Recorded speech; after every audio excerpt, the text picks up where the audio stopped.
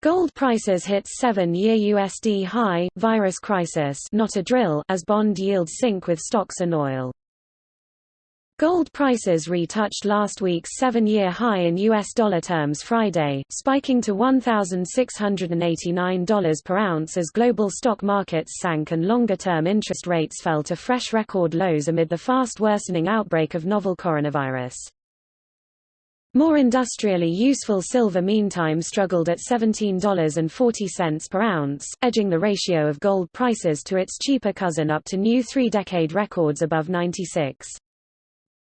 The rush into government debt saw 10-year US and UK bonds offer new buyers just 0.73% and 0.21% in annual payments, while Germany's 10-year bond yield very nearly reached last autumn's record low of -0.74% per annum.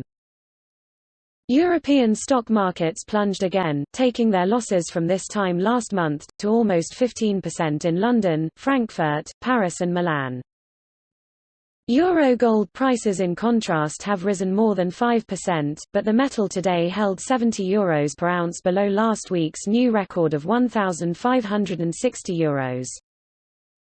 The UK and the Netherlands both reported their first deaths overnight from the virus, now killing 3,404 people worldwide, with half of the 100,000 people infected so far now recovered, according to analysis by Johns Hopkins University in Baltimore.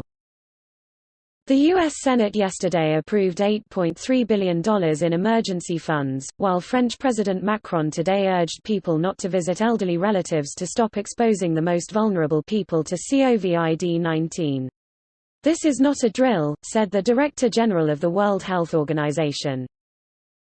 "This is a time for pulling out all the stops." Lunchtime in London saw gold priced in dollars retreat to $1,670 per ounce after stronger than expected U.S. jobs data February, with the rate of unemployment in the world's largest economy easing towards the lowest in half a century at 3.5%.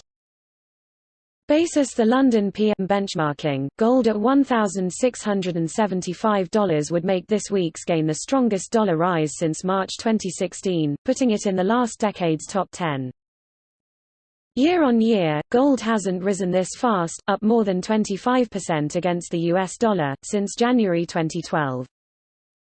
This calendar quarter will have seen global trade shrink 2.5% by volume, equivalent to the full 2019 trade war between the US and China, reckons in 2019. Economist Ludovic Subran at Europe's #1 insurance group Allianz, etc., ALV, itself now 13% down from this time in February. While the S&P 500 index of U.S. corporations has now lost 9% from a month ago, its insurance sector has also lost 13%. Crude oil prices today fell to the lowest since summer 2017, dropping below $45 per barrel of U.S. benchmark WTI after Russia rejected a plan for yet steeper output cuts from the OPEC oil cartel.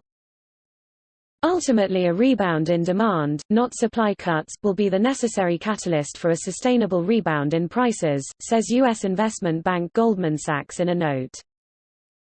Betting that the Fed will slash another half point off U.S. interest rates when it meets the week after next now stands at 2 in 3, with just 38.5% of contracts predicting a smaller cut and zero betting on no change after this Tuesday's dramatic inter-meeting cut, the first since the global financial meltdown of end 2008. The UK government meantime announced £46 million of funding to help find a vaccine, but has totally made up claims that it's working with major supermarkets to ensure home deliveries to people self-isolating, one retail executive today told the BBC. The UK gold price in pounds per ounce today retreated 1.1% from its second ever attempt on £1,300 per ounce.